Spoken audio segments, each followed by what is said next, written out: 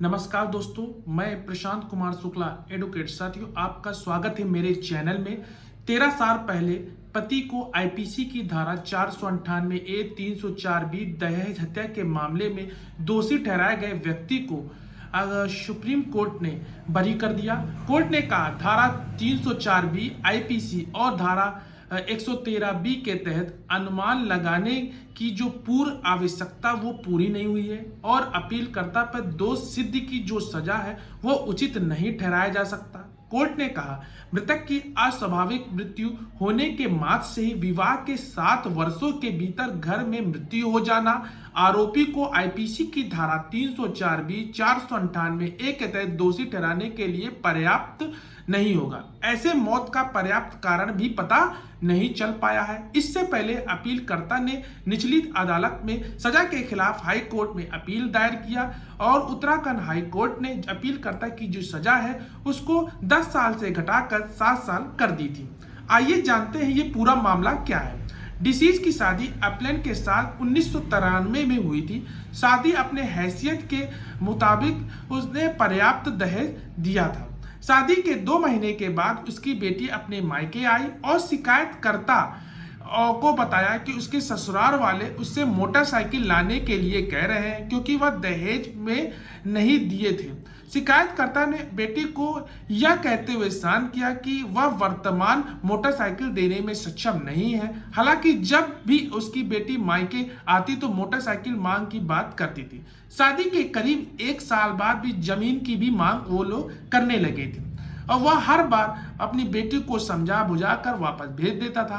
पिछले दिन यानी कि 23/6/1995 को गांव के एक भोगपुर जो कि बांध एक व्यक्ति जो कि उसकी बेटी अपीलकर्ता के साथ शादी के बाद रहती थी, गांव का एक निवासी ने शिकायतकर्ता के पास आया और बताया कि उसकी बेटी उसके ससुराल वालों ने हत्या कर दी है। उसके बाद सूचना मिलने पर शिकायतकर्ता अपनी पत्नी के साथ 24/6/1995 को यानी कि वो गाँव गया जहाँ उसकी बेटी रहती थी और यह जानकर वह सन्न रह गया कि दिनांक 22/6/1995 को प्रातः लगभग 8 बजे उसकी पुत्री उसके पति द्वारा पीट कर गला घोटकर मारकर उसको हत्या कर दी है।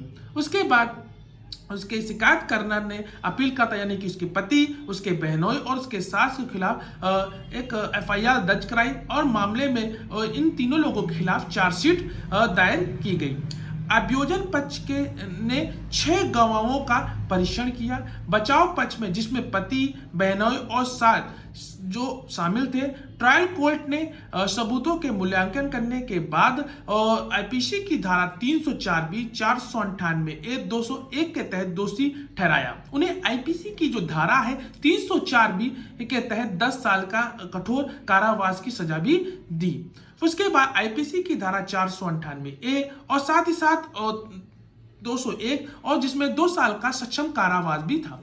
उच्च न्यायालय ने दोषियों की ओर से दायर अपील में उसके यानी कि पति और यानी कि बहनोई और सास की अपील दायर की, जहां उसके बहनोई और सास को जो माननीय उच्च न्यायालय ने उनको उस केस से आरोपों से बरी कर दिया, जबकि अपीलकर्ता को दोष सिद्धि को बरकरार रखा। अपीलकर्ता को दी गई आईपीसी की धारा 304B के तहत जो 10 साल की जो सक्षम का कठोर कारावास की सजा को घटाकर वो 7 साल भी कर दिया। इस सजा के खिलाफ वो अपीलकर्ता सुप्रीम कोर्ट में एक क्रिमिनल अपील दायर की है। आइए जानते हैं सुप्रीम कोर्ट में किन बिंदुओं पे बहस किया गया और क्या तर्क दिया गया। यह भी एक इम्पोर्टेंट बात है। तो जो सुप्रीम कोर्ट के समय जो अपील दायर की उसके जो कोई वकील की अनुपस्थिति के कारण एक एमिकस क्यूरी के रूप में वकील नियुक्त किया गया और उन्होंने अपील करता कि दोष सिद्धि और सजा कानूनी रूप से जो 304B के तहत या तो कायम नहीं रखी जा सकती और 498 आईपीसी की धारा 304B आईपीसी की धारा अनुमान लगाने की पूर्व आवश्यकता भी है कि मृत्यु से ठीक पहले मृतक की दहेज की मांग के लिए हो या उसके संबंध में कोई क्रूरता हो, उसके साथ कोई उत्पीड़न हो, ये सब ऐसा घटना हुआ हो। जबकि केवल यह दिखाया गया मृत्यु से ठीक से पहले ऐसे में दहेज की मांग संबंध क्रूरता उत्पीड़न के अधीन किया गया हो। अभियोजन के जो साक्ष्य है उसके अगर जांच किए जाए तो आईपीसी की जो धारा है 304 बी 498 के तहत दोष सिद्ध का कोई मामला नहीं बनता। ये एक इंपॉर्टेंट बात अपीलकर्ता के तरफ से अमिकस क्यूरी जो वकील नियुक्त किए गए थे उन्होंने कोर्ट के समक्ष रखी।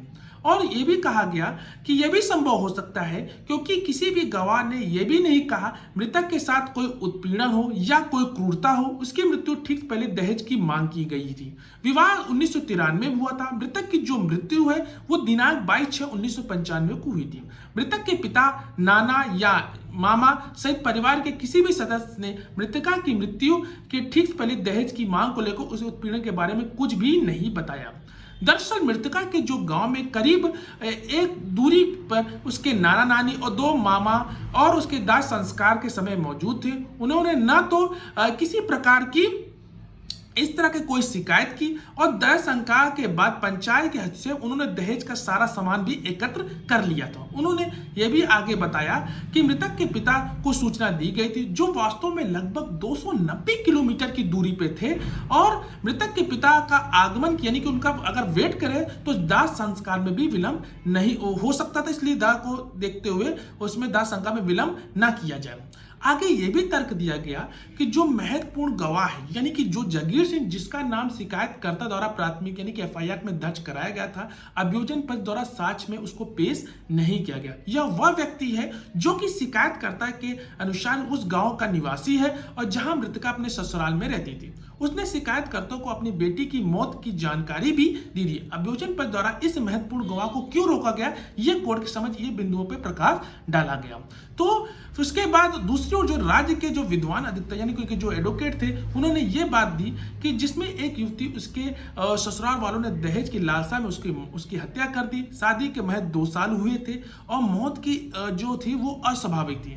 मृतका के परिजनों को बिना बताए उसका अंतिम संस्कार भी कर दिया गया था। कोर्ट की समझ ये भी बात की गई कि दाह संस्कार के समय मौजूद नाना नानी 2 चाचा मृतक के शरीर पे चोट के निशान भी देखे थे और जिसमें से उसका दांत भी टूटा हुआ था। धमकी देने के कारण वो शिकायत दर्ज नहीं करा सके और मृत्यु वैवाहिक घर में उनके हुई है, इसलिए अनुमान को खारिज करने की जिम्मेदारी अपीलकर्ता की है। अभियोजन पक्ष द्वारा गवाहों के बयान के रूप में जो रिकॉर्ड वो पर्याप्त सामग्री है। अपीलकर्ता द्वारा बार बार दहेज की मांग की जा रही थी और हाई कोर्ट ने इसमें कोई भी त्रुटि नहीं की है। अपीलकर्ता की जो सजा है वो 10 साल से घटाकर न्यूनतम 7 साल पहले ही कर दी गई है।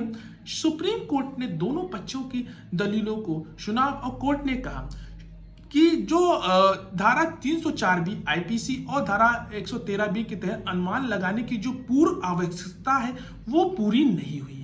अपीलकर्ता पे दोष सिद्धि की जो सजा है वह उचित नहीं ठहराया जा सकता। कोर्ट ने कहा मृतक अस्वाभाविक मृत्यु होने से मात्र से विवाह के 7 वर्ष के भीतर में उसका मृत्यु हो जाना आरोपी आईपीसी की धारा 304 बी 498 तहत के दोषी ठहराने के लिए पर्याप्त नहीं होगा। ऐसे में मौत का एक पर्याप्त कारण पता भी नहीं चल पाया। इन सब दलीलों को सुनते सुप्रीम कोर्ट ने हाई कोर्ट के जो ऑर्डर है उसको सेटिसाइड कर दिया और जो उसके पति है उसके फेवर में फैसला सुनाते हुए उसको केस से बरी कर दिया। आशा करते हैं ये वीडियो आपको अच्छा लगा होगा और ये जजमेंट आपके लिए बहुत ज़्यादा हेल्पफुल होगा। आपका कोई केस इससे रिलेटेड अगर है तो दिए गए कमेंट बॉक्स में जरूर पूछेगा या हमारे दिए गए व्हाट्सएप नंबर पर हमसे संपर्क कर सकते हैं। और इस जजमेंट से रिलेटेड अगर कोई भी आपको डाउट है तो आप उससे रिगार्डिंग हमसे कॉल पे भी बात कर सकते हैं। आशा करते हैं ये वीडियो आपको अच्छा लगा। तब तक के लिए मिलते हैं नेक्स्ट वीडियो में, तब तक के लिए धन्यवाद।